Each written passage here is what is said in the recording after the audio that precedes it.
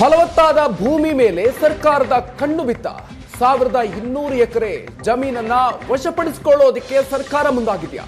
ನೀರಾವರಿ ಜಮೀನಿನ ಮೇಲೆ ಕೈ ಸರ್ಕಾರದ ವಕ್ರ ದೃಷ್ಟಿ ಬಿದ್ದಿದೆ. ಕೈಗಾರಿಕಾ ಪ್ರದೇಶಕ್ಕಾಗಿ ಭೂ ಸ್ವಾಧೀನಕ್ಕೆ ಸರ್ಕಾರ ತಯಾರಿಯನ್ನ ಮಾಡ್ಕೊಳ್ತಾ ಇದೆ.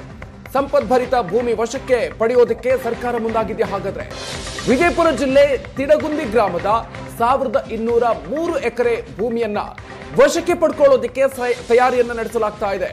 ಕೈಗಾರಿಕಾ ಪ್ರದೇಶ ನಿರ್ಮಾಣಕ್ಕೆ 1203 ಎಕರೆ ಮೀಸಲಿಡಲಾಗಿದೆ. ಕರ್ನಾಟಕ ರಾಜ್ಯ ಪತ್ರವನ್ನ ಕಂಡು ಗ್ರಾಮಸ್ಥರೇ ಶಾಕ್ಗೆ ಒಳಗಾಗಿದ್ದಾರೆ. ಸುವರ್ಣ ನ್ಯೂಸ್ ಮುಂದೆ ರೈತ ಮಹಿಳೆಯರು ಕಣ್ಣೀರಿಟ್ಟಿದ್ದಾರೆ. ಕೈಗಾರಿಕೆ ಉದ್ದೇಶಕ್ಕಾಗಿ ಸರ್ಕಾರ ಫಲವತ್ತಾದ ಭೂಮಿಯ ಮೇಲೆ ಕಣ್ಣು ಹಾಕ್ತಾ ಅನ್ನುವಂಥ ಒಂದು ವಿಚಾರ ಇರುವಂಥದ್ದು. ವಿಜಯಪುರದಲ್ಲಿ ತಿಡಗುಂದಿಯಲ್ಲಿ ಈಗಾಗಲೇ ಏನಂದರೆ 1203 ಎಕರೆ ಪ್ರದೇಶವನ್ನು ಈಗಾಗಲೇ ಏನಂತಂದರೆ ಭೂಮಿಯನ್ನು ಸರ್ಕಾರ ಸ್ವಾಧೀನಪಡಿಸಿಕೊಳ್ಳಕ್ಕೆ ಮುಂದಾಗಿದೆಯಾ ಅನ್ನುವಂಥದ್ದು ಈಗ ಡೌಟ್ ಶುರುವಾಗಿರುವಂಥದ್ದು. ಈಗಾಗಲೇ ರಾಜ್ಯ ಪತ್ರದಲ್ಲಿ ಸಹ ಅದು ನಮೂದಾಗಿದೆ.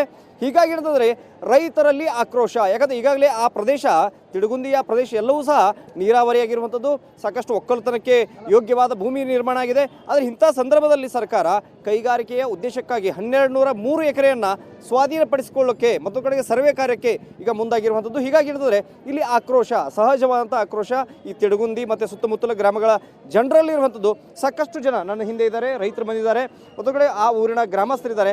ಯಾವುದೇ ಕಾರಣಕ್ಕೂ ಸಹ ನಾವು ಭೂಮಿಯನ್ನು ಬಿಟ್ಟು ಕೊಡೋದಿಲ್ಲ ಅಂತ ಹೇಳ್ತಾ ಇದ್ದಾರೆ. ಈಗ ಯಾವುದೇ ರೀತಿ ನಮಗೆ ನೋಟಿಸು ಬಂದಿಲ್ಲ, ಏನೂ ಬಂದಿಲ್ಲ. ಈಗ ಏನಿದು PDF ಒಂದು ಫೈಲ್ ಇದು ರಿಲೀಸ್ ಆಗಿದೆ. ಇದರಲ್ಲಿ ಬಂದ ತಕ್ಷಣ ಇದೊಂದು ಕಾಫಿ ಇದೆ ಸರ್ ನಮ್ಮ ಹತ್ರ. ಇದರಲ್ಲಿ ಹಾಂ ರೀ, ಈ ಕಾಫಿ ಬಂದ ಬಳಕೆ ಇದ್ರಾಗ ಒಂದು 233 ಅಕೌಂಟ್ ಇದ್ದಾವೆ. ಸುಮಾರು 1203 ಎಕರೆ ಜಮೀನು, 8 ಎಕರೆ 36 ಗುಂಟೆ ಖರಾಬ್ ಹೋಗಿ 1203 ಎಕರೆ ಫಲವತ್ತಾದ ಜಮೀನನ್ನೇ ಅವರೆಲ್ಲ ನಾವು ಫ್ಯಾಕ್ಟ್ರಿ ಮಾಡ್ತೇವೆ, ಕೈಗಾರಿಕೆ ಇದು ಮಾಡ್ತೇವೆ ಅಂತೇಳಿ ಪಾರ್ಕ್ ಮಾಡಿ. ಹೌದು ಸರ್, ಇದು ರಾಜ್ಯ ಪತ್ರದಲ್ಲಿ ಇದೆ. ಮತ್ತು ಇದನ್ನು ಕೊಟ್ಟಿದ್ದಾರೆ ಸರ್, ರಾಜ್ಯಪಾಲರ ಆದೇಶನೇ ಇದೆ ಅಂತ ತೋರಿಸ್ತಿದ್ದಾರೆ. ಇದ್ರಾಗ ಭಾಳ ಕಷ್ಟನಾಗಿ ಬೆಳೆದೇವ್ರಿ. ಈಗ ನನಗೆ ಭಾಳ ಕಷ್ಟ ಆಗ್ತದೆ ರೀ. ಇದ್ದ ಮಗ ಒಬ್ಬ ತೀರ್ಕೊಳ್ಳೋದು, ನನ್ನ ಮೊಮ್ಮಕ್ಕಳು ಸಣ್ಣವ್ರು ಅದಾರ. ನನಗರೆ ಭಯಂಕರ ಕಷ್ಟ. ನನ್ನ ಆಸ್ತಿ ನನಗೆ ಬರಬೇಕು, ಇಷ್ಟೇ ಕೈ ಮುಗಿದು ಹೇಳ್ತೀನಿ ನೋಡ್ರಿ. ನಮ್ಮ ಆಸ್ತಿ ಎಮ್ಮೆ ಪಟೇಲರು ಫ್ಯಾಕ್ಟ್ರಿ ಮಾಡ್ತೀನಿ ಅಂತಾರೆ. ನಮಗೆ ಫ್ಯಾಕ್ಟ್ರಿ ಬ್ಯಾಡ್ರಿ. ನಮ್ಮ ಆಸ್ತಿ ನಮಗೆ ಬರ್ಬೇಕು ರೀ. ನಾವು ಭಾಳ ಕಷ್ಟ ಬೆಳೆದೆವು. ನಮ್ಮ ಆಸ್ತಿ ನಮಗೆ ತಿರುಗಿ ಬಂದ್ರೆ ಸಾಕ್ರಿ. ನಮ್ಗೆ ಜಮೀನು ರೀ.